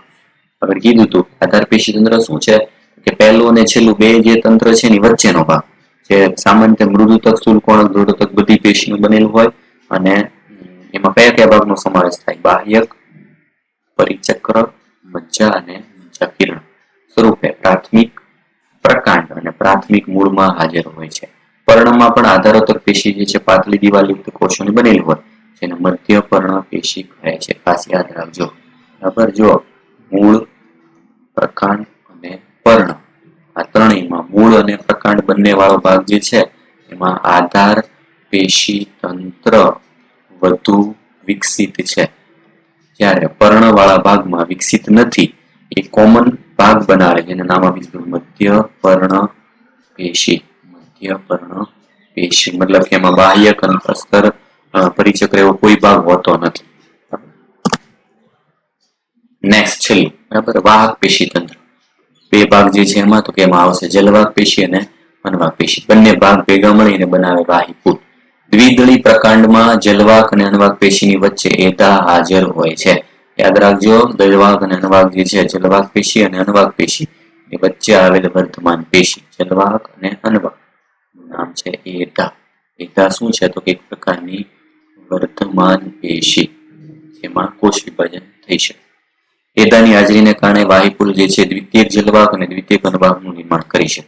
પ્રાથમિક જે છે એ ઉપરાંત દ્વિતીય અનવાહકનું નિર્માણ કરશે, જલવાહકમાંથી દ્વિતીય જલવાહકનું નિર્માણ કરશે. કોણ કરશે? એધા. આથી આવા વાહિપુલને વર્ધમાન વાહિપુલ કહે છે. એકદળી વનસ્પતિમાં વાહિપુલ જે છે એમાં એધા હોતા નથી. એટલે યાદ રાખજો, માત્ર દ્વિદળી જે છે એમાં હાજર હોય. જ્યારે એકદળી જે છે એમાં વાહિપુલ હંમેશા કેવા પ્રકારના હોય? અવર્ધમાન. જેમાં વર્ધમાન પ્રકારના વાહિપુલ જે છે હોતા નથી. એટલે એનો મતલબ એમાં દ્વિતીય વૃદ્ધિ ના થાય. જ્યારે વાહિપુલમાં જલવાહક અને અનવાહક જુદી જુદી એકાંતરિત રીતે ગોઠવાયેલા હોય, તેનો બીજો પ્રકાર જે છે આપેલો છે અરીય વાહિપુલ. આ વાહિપુલ મૂળમાં હોય છે. જો મૂળમાં આવેલા વાહિપુલ, આકૃતિ જે છે વાળો ભાગ આમાં દર્શાવેલો છે. જો મૂળમાં અરીય. અરીય મતલબ કે એક અક્ષમાં, જો એક અક્ષમાં જલવાહક હોય, બંને બાજુ જલવાહક, આમ લઈએ તો બંને બાજુ અનવાહક હશે. અનવાહકની સામે અનવાહક, જલવાહક સામે જલવાહક, આવું સમાવેશ જોવા મળે મૂળ વાળા ભાગ, બરાબર. જ્યારે બીજો પ્રકાર જે છે એમાં મોટા ભાગે આ ભાગ છે પ્રકાંડ. પ્રકાંડ વાળા ભાગ જે છે એમાં સહસ્થ પ્રકારના જે છે વાહિપુલ જોવા મળે છે. બંને એક જ ત્રિજ્યા જે છે એના પર જોવા મળે. આ વાહિપુલ પ્રકાંડ અને પર્ણ. પ્રકાંડ પર્ણ એમાં પ્રકાર કેવો જોવા મળશે? સહસ્થ. જેમાં બંને જલવાહક અને અનવાહક જે છે કેવા હોય તો કે સાથે સાથે. પ્રકાંડ પર્ણમાં કયો વાહિપુલ જોવા મળે? સહસ્થ. મૂળમાં કયો વાહિપુલ જોવા મળે?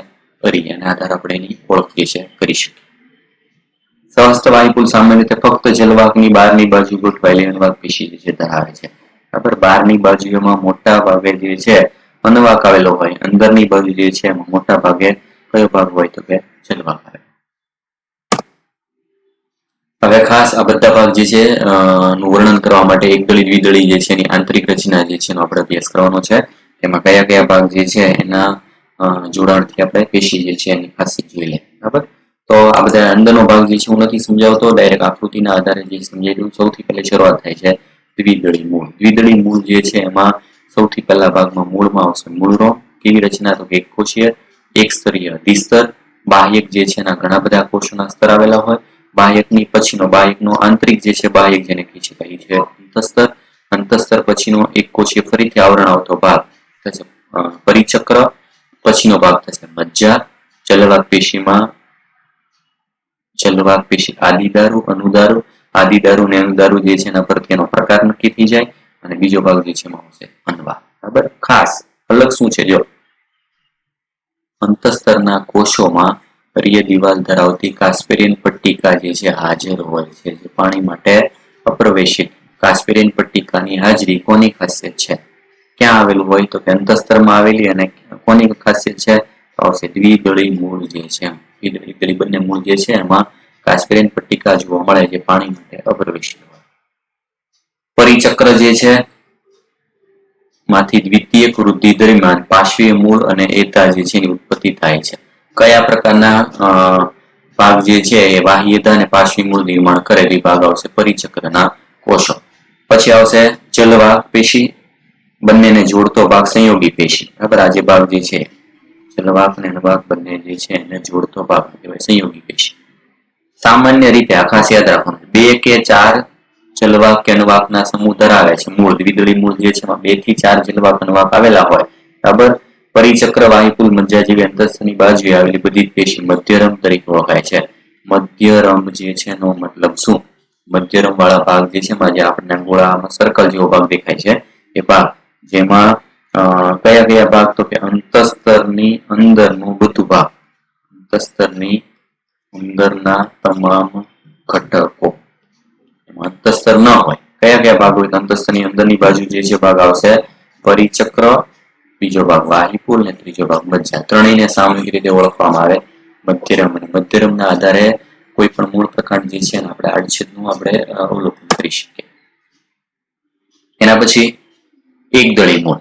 એકદળી મૂળ વાળા ભાગ જે છે એમાં બાકીનો બધો ભાગ જે છે સમાન હોય, પણ એની સરખામણીમાં દ્વિદળી મૂળ જે છે જેમાં વધારે ભાગ હતા એની સરખામણીમાં ઓછા જલવાહક સમૂહ જે છે ધરાવે છે. એકદળી મૂળમાં જલવાહક પેશીના સમૂહ જે છે વધુ હોય, એની સરખામણીમાં 6 થી વધુ એટલે બહુસૂત્રી જે હોય છે, અને આ કોઈ પણ પ્રકારની દ્વિતીય વૃદ્ધિ દર્શાવતા નથી.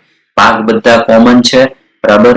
મૂળ જે છે એકદળી સરખામણી એકદળી વાળા ભાગ જે છે એમાં 6 થી વધુ જલવાહક સમૂહ હોય છે, જ્યારે પેલામાં 2 થી 4 જે છે એની હાજરી જોવા મળે. એમાં દ્વિતીય વૃદ્ધિ થતી નથી. દ્વિદળી મૂળ હોય એમાં દ્વિતીય વૃદ્ધિ જે છે જોવા મળે. બાકી બધા ઘટકો છે. એના પછી આવશે દ્વિદળી પ્રકાંડ. દ્વિદળી પ્રકાંડ વાળો ભાગ જે છે એમાં સૌથી પહેલા જો કે પ્રકાંડ વાળો ભાગમાં સૌથી પહેલા આપેલું છે એમાં પ્રકાંડ છે એમાં આવેલું છે અધિસ્તર. પ્રકાંડ છે એટલે કેવું હશે તો કે બહુકોષી. એમાં આવેલા હોય પ્રકાંડ રોમ. અધિસ્તર જે છે એ એક સ્તરીય, પણ એના પ્રકાંડ રોમ કેવા હશે તો કે બહુકોષીય. ખાસ એમાં સ્થૂલ કોણકની હાજરી. સ્થૂલ કોણક વાળો ભાગ આગળ નહોતો એટલે આમાં આવશે જો અધિસ્તર, પ્રકાંડનું સૌથી બહારનું આવરણ, ક્યુટિકલના પાતળા આવરણથી આવરણ હાજર છે. પેલામાં ક્યુટિકલ ન હોય, ગણાવ્યું મૂળ વાળા ભાગમાં ક્યુટિકલ ન હોય, પ્રકાંડ પર્ણમાં ક્યુટિકલ હાજર હશે. પ્રકાંડ રોમ હોય અને કેટલાક વાયુરંધ્ર પણ હાજર હોય. અધિસ્તર અને પરિચક્રની વચ્ચેના કોષો બાહ્યક જે છે અને તેમાં 3 ઉપપ્રદેશ છે. 3 ઉપપ્રદેશ જે છે વાળા ભાગ કયા? અધિસ્તરની તરત નીચે સ્થૂલ કોણક પેશીનું આવરણ અધસ્તર જે છે ધરાવે છે, જે તરુણ પ્રકાંડને યાંત્રિક મજબૂતાઈ આપે છે. અધસ્તરની નીચે બાહ્યકના સ્તરો ગોળાકાર પાતળી દિવાલ વાળા મૃદુતક કોષોના બનેલા છે. આંતરકોષીય અવકાશ થતા કોષો સૌથી અંદરનો ભાગ અંતસ્તર. એટલે જો બાહ્યક વાળો ભાગ 3 વિભાગમાં વિભાજિત. સૌથી પહેલો ભાગ અધસ્તર, પછી ખુદ બાહ્યક, સૌથી અંદરનો ભાગ અંતસ્તર. અધસ્તર વાળા ભાગ જે છે એમાં શું આવેલું છે? સ્થૂલ કોણકના સમૂહો જોવા મળે. અધસ્તરના સ્થૂલ કોણકના સમૂહો એની આંતરિક મજબૂતાઈ પૂરી પાડે. મૂળની સરખામણીમાં પ્રકાંડ અને પર્ણ જે છે એમાં લચકતા છે, વળવાની ક્ષમતા છે, બરાબર, એના દ્વારા જોઈ શકાય. બીજું, અંતસ્તર વાળા ભાગમાં આમાં સ્ટાર્ચ કણો જોવા મળે, જેનું નામ છે કાંજી સ્તર. ખાસિયત જે છે મૂળમાં નહોતી. પરિચક્રની અંદર જે છે, પરિચક્ર અંતસ્તરની નીચેની બાજુએ અને અનુવાહકની ઉપરની બાજુએ અર્ધચંદ્રાકાર સમૂહ સ્વરૂપે ગોઠવાયેલી આકૃતિમાં જો ખ્યાલ આવશે. જો આ ભાગ જે છે આ બધા સમૂહો છે. અર્ધચંદ્રાકાર સમૂહ સ્વરૂપે પરિચક્ર વાળા ભાગ જે છે જોવા મળે. પરિચક્રનું સ્થાન કયું? પરિચક્ર વાળો ભાગ જે છે એ જુઓ, અન્નવાહકની ઉપર અને દ્રઢોદક પેશીના અંતસ્તરની નીચે, અંતસ્તર વાળા ભાગની નીચે અને અન્નવાહકની ઉપર થશે. અન્નવાહક જે છે એની બાજુ અને અંતસ્તર જે છે નીચે. આવા અર્ધચંદ્રાકાર સમૂહ જે છે જોવા મળે. આવા અર્ધચંદ્રાકાર સમૂહ સ્વરૂપે પરિચક્રની હાજરી એની ખાસિયત થશે, દ્વિદળી પ્રકારની લાક્ષણિકતા. અરીય રીતે ગોઠવાયેલા મૃતક કોષો જે મજ્જા કિરણો રચે છે. વાહીપુલમાં, વાહીપુલ જે છે એનો પ્રકાર કયો થશે? તો વાહીપુલ મોટી સંખ્યામાં વલય બનાવે છે. આ વલય સ્વરૂપે એની હાજરી એની લાક્ષણિકતા છે ઇમ્પોર્ટન્ટ. જો તમે વાહીપુલ જે છે આવી રીતે વલય સ્વરૂપે ગોઠવણી ધરાવે. ઘણા બધા વાહીપુલ જે છે એક વલય સ્વરૂપ બનાવે. આમાં અંદરની બાજુ કઈ હોતું નથી, ખાલી છે, બરાબર. દ્વિદળી વાળા ભાગ જે છે એમાં ખાસ દ્વિદળી પ્રકારમાં વાહીપુલ વલય સ્વરૂપે ગોઠવણી હોય એની લાક્ષણિકતા. ઉપરાંત વાહીપુલના પ્રકાર વિદ્યા છે. સહસ્ત શું કામ? કારણ કે પ્રકાંડ છે, વર્તમાન, વચ્ચે એતા હાજર હશે, અંતરારંભી, બરાબર, મતલબ અંદર જે છે એને આરંભ થાય છે, આંતરકોશીય અવકાશયુક્ત મજ્જાનું નિર્માણ કરે. આ બધાની સરખામણીમાં એકદળી પ્રકાંડ જે છે એમાં શું હોય? એકદળી પ્રકાંડમાં દ્રઢોતકીય અધસ્તર જોવા મળે, બરાબર, જેમાં મોટી સંખ્યામાં પુલ કંચુકથી આવૃત છૂટાછવાયા વાહીપુલ અને મૃદુતકીય આધાર પેશી ધરાવે છે. વાહીપુલની ફરતે પુલકંચુકના કોષો હાજર હોય. પેલામાં સ્થૂલ કોણકનું અધસ્તર હતું, આમાં દ્રઢોતકીય અધસ્તર જે જોવા મળે. વાહીપુલ સહસ્ત પણ અવર્ધમાન, બરાબર, એમાં એધા હોતી નથી, બરાબર. અને વાહીપુલમાં પાણી ભરેલા જાતવીવર, વાયુ ભરેલા કોટર જે છે જોવા મળે. આકૃતિ જો, વાહીપુલ જે છે અંદરની બાજુ પણ જોવા મળે, એમાં અંદરની બાજુ નહોતા. અને જો અંદરની બાજુ વાહીપુલ મોટા કદ ના હોય, બહાર તરફ જે એમનું કદ ઘટે, એટલે અંદર તરફ જે છે મોટા કદના, બહાર બાજુ જઈએ એમ નાના કદના વાહીપુલ હોય ને એની ફરતે આવેલા હોય પુલકંચુકની ગોઠવણી. આની ફરતે આવરણ હોય એમાં પુલકંચુકના કોષો જે છે ગોઠવાયેલા હોય. અને અધસ્તર વાળા ભાગ જે છે એમાં દ્રઢોતક જોવા મળે. આમાં જે હોય, બરાબર, એ શેનું હતું? તો કે સ્થૂલ કોણ. બંને તફાવત જો એમાં હવે પૃષ્ઠવક્ષીય પર્ણ. સૌથી પહેલા પૃષ્ઠવક્ષીય પર્ણ જે છે નામ શું? પર્ણફલક જે છે એમાં મેઇન ભાગ અધિસ્તર, મધ્યપર્ણ પેશી અને વાહક તંત્ર, એવા ત્રણ ભાગ છે. આગળ પણ કીધું હતું કે આમાં અધિસ્તરીય તંત્ર અને વાહક પેશી તંત્ર સિવાયનો ભાગ જે છે સીધો આવશે મધ્યપર્ણ પેશી. એમાં કોઈ આધાર પેશી તંત્ર વિકસિત હોતું નથી, બરાબર. પૃષ્ઠવક્ષીય, બરાબર, એવું નામ શું કામ આપ્યું એ જોઈ લો. સૌથી પહેલો ભાગ જે છે અધિસ્તર, આકૃતિ પેલા જોઈ લે. જો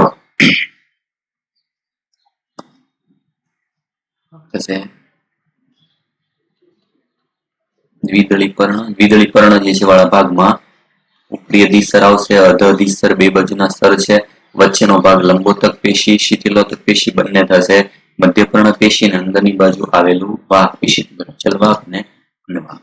જો સૌથી પહેલું અધિસ્તર, તો કે અધિસ્તર વાળા ભાગમાં બે સ્તર હોય છે. ઉપરની બાજુ હોય ઉપરી અધિસ્તર, નીચેની બાજુ અર્ધ અધિસ્તર. બંને બાજુ સ્પષ્ટ ક્યુટિકલ હોય છે, બરાબર, જે પાણીનો વેગ અટકાવે. સામાન્ય રીતે અર્ધ અધિસ્તર ઉપરી અધિસ્તર કરતા વધારે વાયુરંધ્ર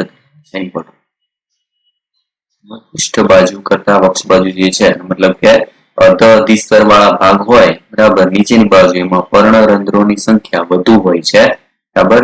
અને પછીથી કદાચ વાયુરંધ્રો જે છે એનો અભાવ પણ હોઈ શકે. ઉપરી અને અર્ધ અધિસ્તરની વચ્ચેનો બધો ભાગ એ કહેવાશે મધ્યપર્ણ પેશી, જેમાં રીતકણ આવેલા હોય અને ખૂબ જ વધારે રીતકણ ધરાવતી રચના, બરાબર, જે મૃતક કોષોથી બનેલી હોય અને પ્રકાશલેષણ માટે જવાબદાર. બે પ્રકારના કોષો, એક બાજુનો ભાગ લાંબા કોષો લંબોતક, નીચેની બાજુના કોષો શિથિલોતક. બે બાજુના આવરણમાં પૃષ્ઠ બાજુ અને વક્ષ બાજુ મધ્યપર્ણ પેશી વિવિધ પ્રકારના કોષો ધરાવે. એક બાજુ લંબોતક છે, એક બાજુ શિથિલોતક, એટલે એનું નામ થશે પૃષ્ઠવક્ષીય, બરાબર. અંડાકાર કે ગોળ શિથિલીતે ગોઠવાયેલી મૃદુતકીય શિથિલોતકની વચ્ચે સ્થાન પામેલી છે. બરાબર. એના પછી ત્રીજો આવશે વાહક પેશીતંત્ર. શિરાઓ મધ્ય શિરામાં જોઈ શકાય. પર્ણ હોય બરાબર, એમાં શિરાતંત્ર ક્યાં હોય? આ રીતે ભાગ જે છે જોયા, વચ્ચેના ભાગમાં જે મધ્ય શિરા છે, મધ્ય શિરા એ જેનું વાહક પેશીતંત્ર. આમાં બધું જલવાક અનવાક જે જોવા મળે. જેમ જેમ શિરાઓ જે છે બરાબર એ નાના કદની થતી જાય, એનું અંદરના વાહિપુલો જે છે કદ પણ ઘટતું જાય. જો વાહિપુલનું કદ આપણું છે ને, વાહિપુલ જે છે એનું કદ શિરાઓના કદ પર આધારિત છે. દ્વિદળીમાં જાલાકાર શિરા વિન્યાસ ભણી ગયા છો તમે. શિરાઈમાં જાડાઈ જોવા મળે. વાહિપુલ જાડી દિવાલ વાળા પુલ કંચુક કોષોનું આવરણ ધરાવે છે. બરાબર. આકૃતિના આધારે ઉપરી દ્વિસ્તર નીચે દ્વિસ્તર જે છે બંનેમાં જો કોષોના પ્રકાર જુદા જુદા છે. નીચે શિથિલ કોષો છે, શિથિલોતક, ઉપરની તરફ લંબોતક છે. બે જુદા જુદા હોવાથી એને નામે પૃષ્ઠવક્ષીય. વાયરંધ્ર નીચેની બાજુ વધુ, ઉપરની બાજુ જે છે વાયરંધ્ર ઓછા હોય. જલવાક ને અનવાકની ફરતે આવરણ આવેલું હોય. કોનું હોય તો પુલકંજુક. બરાબર. નેક્સ્ટ એની સરખામણીમાં સમદ્વિપાર્શ્વ એટલે કે એક દળી પર્ણ. એક સમદ્વિપાર્શ્વ મતલબ બંને બાજુ સમાન છે. બરાબર. એટલે એમાં ખાલી તફાવત જે છે શું હશે જો તો આકૃતિના આધારે ઉપરી અધિસ્તર અને અધઅધિસ્તર બે આવરણો છે, પણ અંદરની બાજુનો બધો ભાગ સમાન છે. બરાબર. એના નામ આપ્યું મધ્ય પર્ણપેશી. માં કોઈ લંબોતક શિથિલોતક એવો ભાગ જે છે આવેલો નથી. બરાબર. પણ તફાવત શું છે? બરાબર. તફાવત સ્વરૂપે એક ભાગ જે છે આમાં અલગ જોવા મળે, તો કે આમાં લંબોતક શિથિલોતક એવું વિભાજન નથી. આ એક તફાવત. તૃણજીવી વનસ્પતિમાં અધિસ્તર શિરાઓ સાથે કેટલાક કોષો મોટા, ખાલી અને રંગવિહીન કોષો આવેલા હોય, જેને ભેજગ્રાહી કોષો કહે છે. જો આવી રીતે અધિસ્તર કોષો આ રીતે ગોઠવાયેલા હોય. હવે અધિસ્તર કોષોની વચ્ચે વચ્ચે કેટલાક આવા અણીદાર કોષો આવેલા હોય. અને અણીદાર કોષો વાળા ભાગ જે છે એ રંગવિહીન હોય, એ પ્રકાશલેશન માટે જવાબદાર નથી. એનું નામ છે ભેજગ્રાહી કોષો.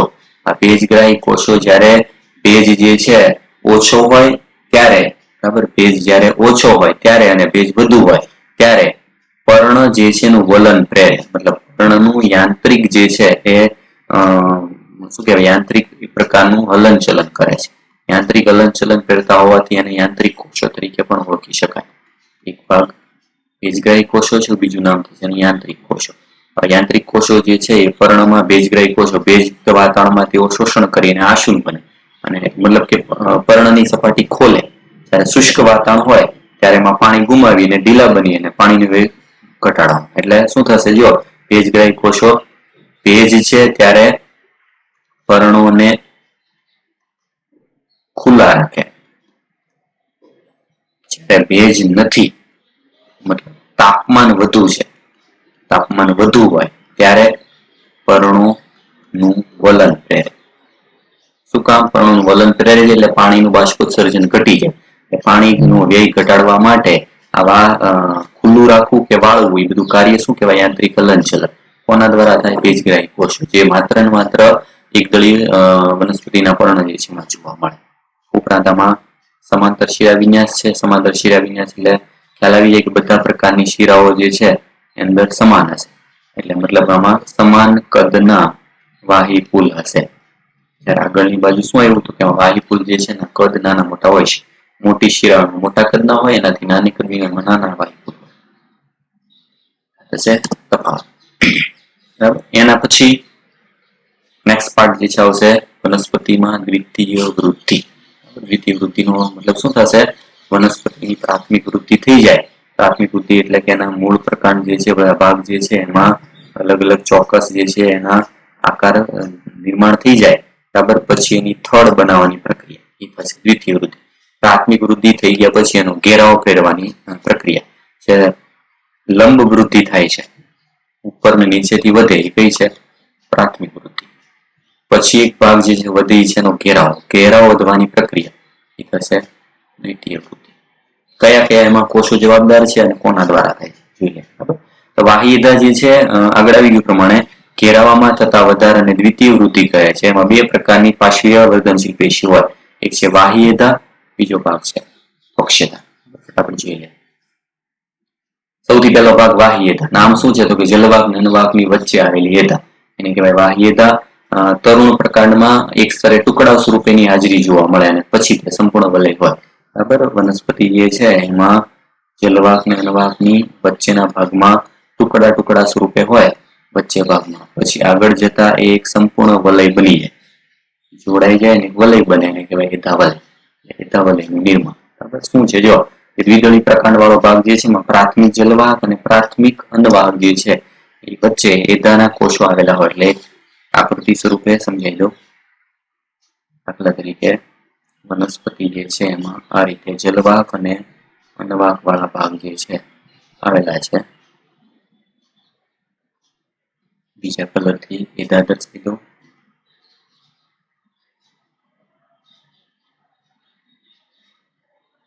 જલવાહક ને અન્વાહક ની વચ્ચે આવેલી છે આવી એધા, એ ટુકડા ટુકડા સ્વરૂપે છે. આને કહેવાય ખાલી બાહ્ય એધા. બરાબર. એક બાજુના ભાગ જે છે એમાં દાખલા તરીકે બહારની બાજુના ભાગમાં અન્વાહક હશે, અંદરની બાજુ જલવાહક. બેને જુદો પાડતો ભાગ એ થશે એધા. એધા જે છે એ જ્યારે પ્રાથમિક વૃદ્ધિ થતી હોય ત્યારે આવી રીતના ટુકડા સ્વરૂપે હોય. દ્વિતીય વૃદ્ધિની શરૂઆત થાય એટલે એધા એકબીજા વચ્ચે લંબાય, મતલબ વચ્ચેનો ભાગ જે ખાલી મૃદુતક કોષો હોય એ વિભેદન પામે અને એમાંથી એધાના કોષોનું નિર્માણ થાય. એધાના કોષોનું નિર્માણ થવું, બરાબર. એટલે જે પેલા શરૂઆતના ભાગમાં હતા એ ખાલી શું હતા કે અંદરના ભાગમાંથી વાહી એધા, બે વાહી એધાને જોડતો ભાગ એને કહેવાય આંતરપુલીય એધા. બે વાહી પુલને જોડતા આંતરપુલી એધા, ને આંતરપુલી એધા અને વાહી એધા બે જોડાઈ જાય એટલે એક સળંગ જે છે આવા વલય જેવા ભાગનું નિર્માણ થાય. આ વલય જેવા ભાગને કહેવાય એધા વલય. એધા વલય વાળા ભાગ જે છે એનું નિર્માણ આ રીતે થશે. પ્રાથમિક વૃદ્ધિ થાય ત્યારે પેલા ખાલી વાહી એધા હોય, આગળ કીધું એમ વાહી એધા ટુકડા સ્વરૂપે, પછી આંતરપુલી એધા નિર્માણ કરે, જોડાઈ જાય એટલે વલય બને એને કહેવાય એધા વલય. એધા વલય જે છે એ સક્રિય થશે અને એધા વલય વાળા ભાગ જે છે સક્રિય થવાથી એની બહારની અને અંદરની બાજુએ જે છે એ બીજા કેટલાક નવા કોષો ઉમેરે. જો બહારની બાજુ નવા સ્તર ઉમેરશે, અંદરની બાજુ જલવાહક છે તો એની બાજુ દ્વિતીય જલવાહક ઉમેરશે, બહારની બાજુ અન્વાહક છે તો બહારની બાજુ દ્વિતીય અન્વાહક જે છે નિર્માણ થશે, અંદરની બાજુ દ્વિતીય જલવાહક નિર્માણ થાય. એ જે ભાગ જે છે એને કહેવાય એધા વલયની સક્રિયતા. આકૃતિ જો સૌથી પહેલો ભાગ ખાલી ટુકડા હતા, આ ટુકડા વાળા ભાગ જે જોડાઈ ગયા. જોડતો ભાગ જે છે શું છે તો કે આ ભાગ થશે આંતરપુલી એધા. આંતરપુલી એધા વાળા ભાગ જે છે એ અંદરની બાજુ અને બહારની બાજુ ટુકડા ઉમેરતા જાય. કયો ભાગ અંદર બાજુ ઉમેરાશે, કયો ભાગ બહારની બાજુ ઉમેરાશે, યાદ રાખવાનું કે એધા વલય વાળો ભાગ જે છે, બરાબર, એધા વલય વાળો ભાગ અંદરની બાજુ અને બહારની બાજુ સક્રિય થાય. અંદરની બાજુ દ્વિતીય જલવાહક બનાવે, બહારની બાજુ દ્વિતીય અન્વાહક બનાવે. જલવાહક વાળો ભાગ અને અન્વાહક વાળો ભાગ જે છે એમાં આગળ જતા જલવાહક વાળો ભાગ જે છે એ સક્રિય રહેશે, અન્વાહક વાળો ભાગ જે છે કચડાઈને નાશ પામે. અન્વાહકની કોઈ જરૂર નથી. જલવાહક વાળો ભાગ જે છે એ સ્થાયી રહેશે. જલવાહક વાળા ભાગ જે છે સ્થાયી રહી અને પાણીનું દ્રવ્યોનું વહન કરવામાં વપરાશે. મજ્જા કિરણ પ્રાથમિક હોય એમાંથી દ્વિતીય મજ્જા કિરણ જે છે એનું નિર્માણ થશે.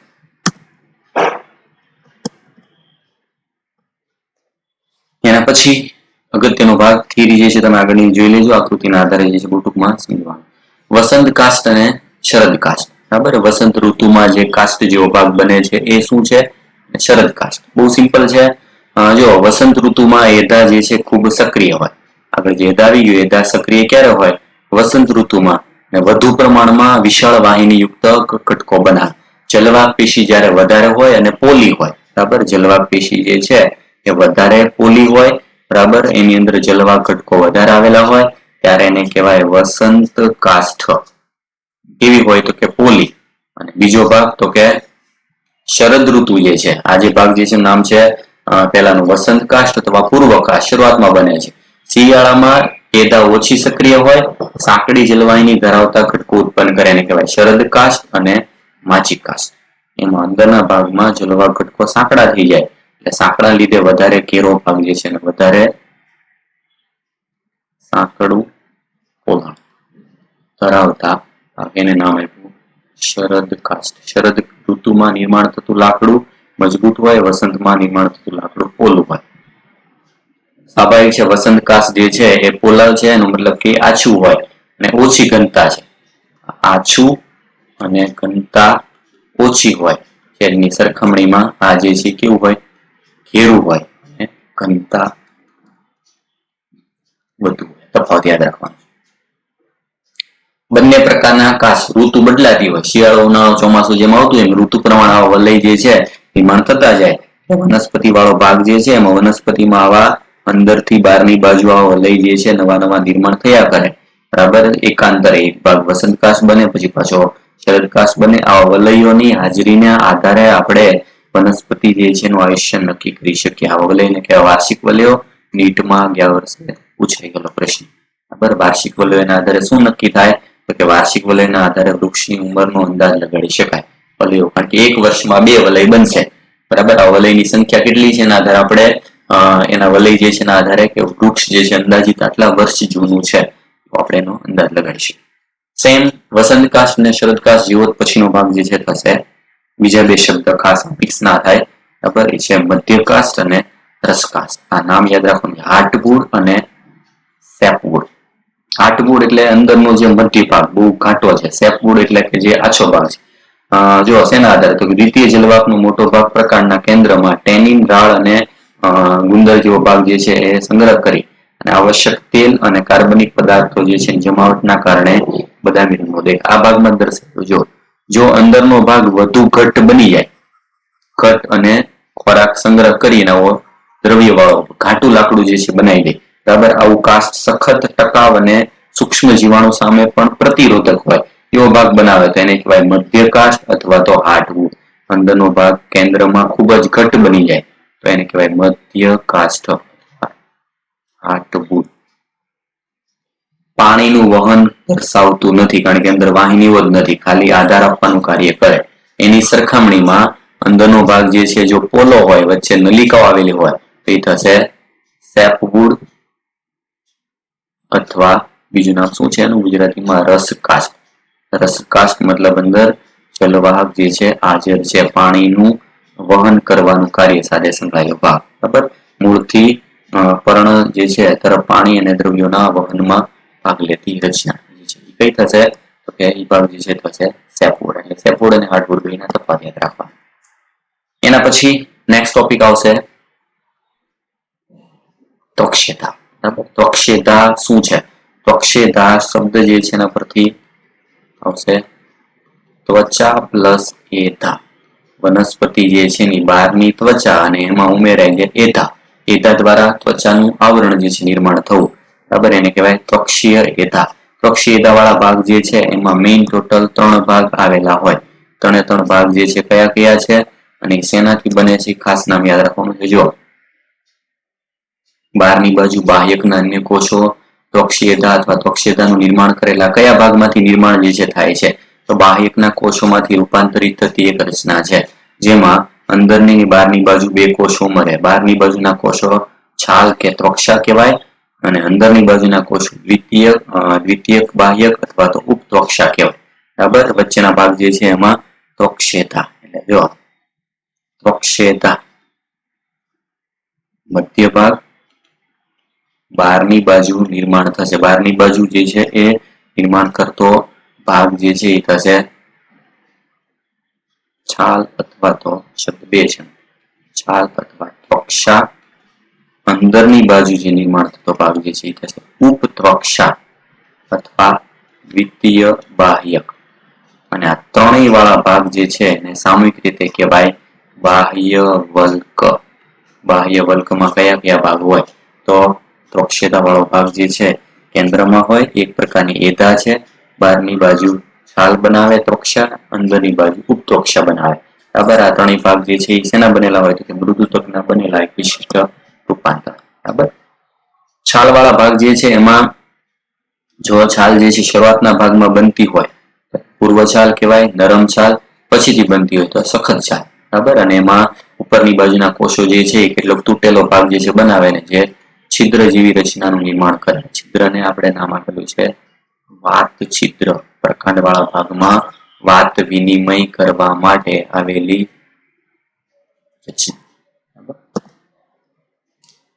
કોષો ભંગાણ પામી, મૃતકના જ કોષો ભંગાણ પામીને છિદ્ર જેવો ભાગ બનાવે. કેવા છે તો કે બહિર્ગોળાકારના છિદ્ર કહેવાય વાત છિદ્ર, વાયુ વિનિમયનું કાર્ય.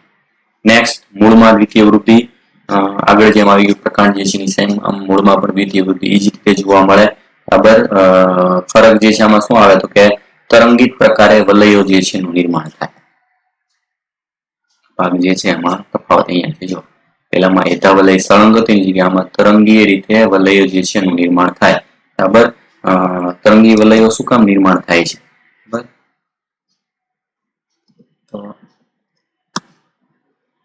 ભાગ જે છે એમાં અનાવૃત્ત પ્રકાંડમાં મૂળમાં વૃદ્ધિ થાય છે. જો કે એક દળી જે છે એમાં વૃદ્ધિ થતી નથી. એક દળીમાં દ્વિતીય વૃદ્ધિ થતી નથી. આ ગેરહાજરી હોય યાદ રાખજો. અને આમાં ફરક જે છે ખાલી શું યાદ રાખવાનો છે કે આગળ જે છે એધાવલય જે છે એ સળંગ એધાવલય બનતું હતું. આમાં એધાવલય જે છે આમ તરંગી રીતે નિર્માણ થશે. બરાબર. તરંગી નિર્માણ થવાનું કારણ શું થાય? એક બાજુ અંદરની બાજુ ને બહારની બાજુનું આવરણ જે છે પાછળ વર્તુળાકાર પછી જે ભાગ જો કેમ તો કે તે અન્નવાહકની નીચે છે. એક ભાગ બનશે અન્નવાહકની નીચે અને પરિચક્ર પેશીના ભાગ રૂપે ક્યાં તો કે દ્વિતીય રીતે પેશીઓમાં ઉત્પન્ન થાય. પરિચક્ર અને અન્નવાહક વાળા ભાગ જે છે એ નીચે. જો આમાં તમે આકૃતિ જોશો તો ખ્યાલ આવશે. એટલે તરીકે આ પરિચક્ર છે. પરિચક્ર વાળો ભાગ અન્નવાહક જે છે ભાગ છે દ્વિતીય અન્નવાહક અંદરની તરફ. એટલે એધાવલય બહાર જશે અંદર આવશે, બહાર જશે અંદર આવશે. આવી રીતે એધાવલય નિર્માણ થાય. એધાવલય નિર્માણ થવું એ મૂળના દ્વિતીય વૃદ્ધિ જે છે એની ખાસિયત. પ્રકાંડ મૂળ બંનેમાં દ્વિતીય વૃદ્ધિ થશે. એક દળીમાં થતી નથી. શું કામ? આગળ આવી ગયું. એક દળી જે છે એમાં વર્તમાન પેશી ગેરહાજર છે. એટલે એના આધારે બરાબર આમાં ગેરહાજર હોવાથી દ્વિતીય વૃદ્ધિ થતી નથી. ટેક્સ્ટ બુકનું લાઈન ટુ લાઈન જે છે યાદ રાખવાનું છે. અને પાછળનો ભાગ થોડો સ્પીડમાં ફટાફટ કર્યો છે પણ ટેક્સ્ટ બુકની લાઈન ટુ લાઈન જે છે આમાંથી બેઠા બેઠા ક્વેશ્ચન પૂછાય છે. વર્ડ ટુ વર્ડ જે છે યાદ રાખવાનું છે અને ખાસ બધાના ઉદાહરણ યાદ રાખવાનું. નેક્સ્ટ આપણે પછીનો ભાગ જે છે એ નેક્સ્ટ ચાલુ